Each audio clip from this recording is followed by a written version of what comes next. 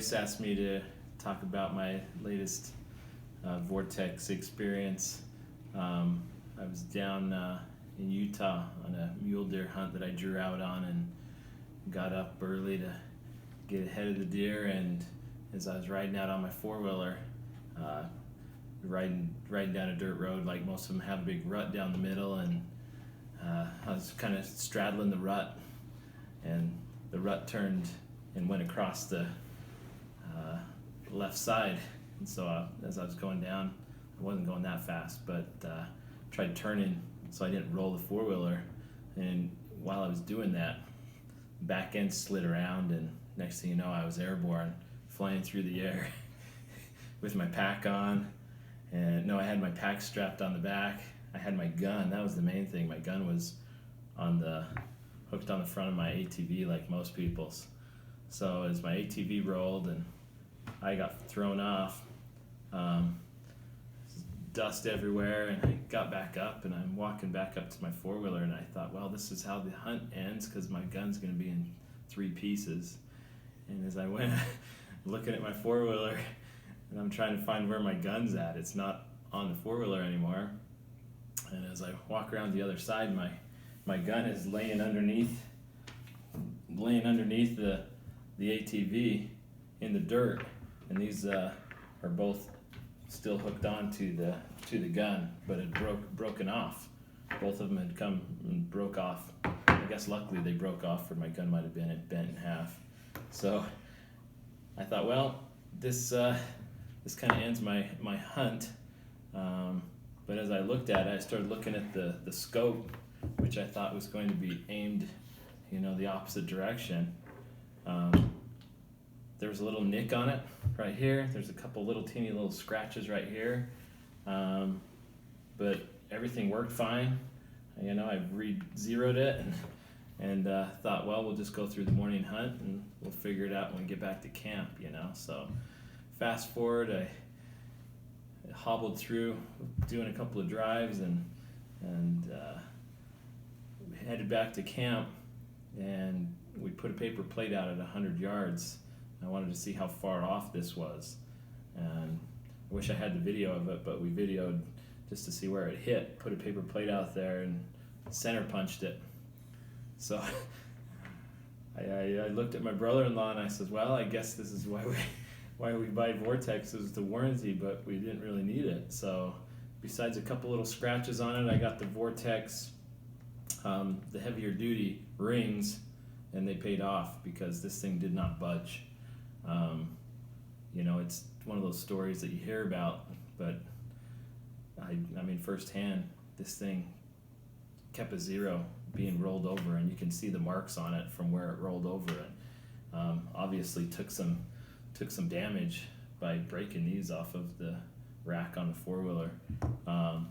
So I was pretty excited when I was able to go hunt that evening, not even have to re-sight my gun in. The only thing that ended up getting broken off and lost was this little neoprene strap on the front. I didn't realize that it was strapped on my backpack that was hooked on the back rack, and it broke off. These both came off and broke off. There's some minor scuffs right here, but I've been out hunting with this, no damage on this, and it's just been one of those experiences that you kind of tell people and they're like, no way. Yeah. Hey, now what scope did you buy? It looks like the HSLR. This is the Vortex 6 to 24 by 50, the Viper. And I love this one. It dials me right into where I need to be, and it's a tack driver. It's a beast, man, and it is a HSLR. That's a bad boy scope. No, what spotting scope do you have over there? So this is the Razor. This was the new generation they came out with a couple of years ago, but it's the Razor, the 60 objective, 65, I guess, 65 millimeter, 85. Yeah, and it's the 85. Yeah, and that one has because the wreck and everything, it has some scratches on the front piece it's got a little road rash right here on the front. I'm thinking that's where this was on there and ripped it off. Yeah. And it took a brunt of it just right there, but I just had it back strapped on the outside of my backpack. Yep. You could see on my backpack where it rolled over on it. So but cool. Yeah, it was hooked up to a tripod, a Vortex tripod, and the tripod broke off the little adjuster on it, little plastic adjuster piece. That's the only thing. Oh, I didn't even know you had the tripod, man. Yeah. So I got the tripod. The tripod still works. It's just a little adjuster piece on it to tighten it down. Broke off. So sweet. And then you have these old school razors too, right? I do. I started buying Vortex, and I remember when they first came out, I thought it was just a company that might not be around, because big mistake, man. I know.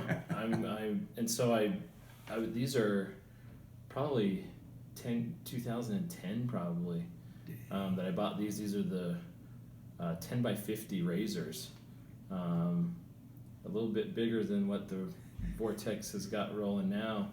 And I just have their little adapter so I can put it on my tripod because they are a little bit bigger and heavier. But man, these things are solid. I was wearing these at the time.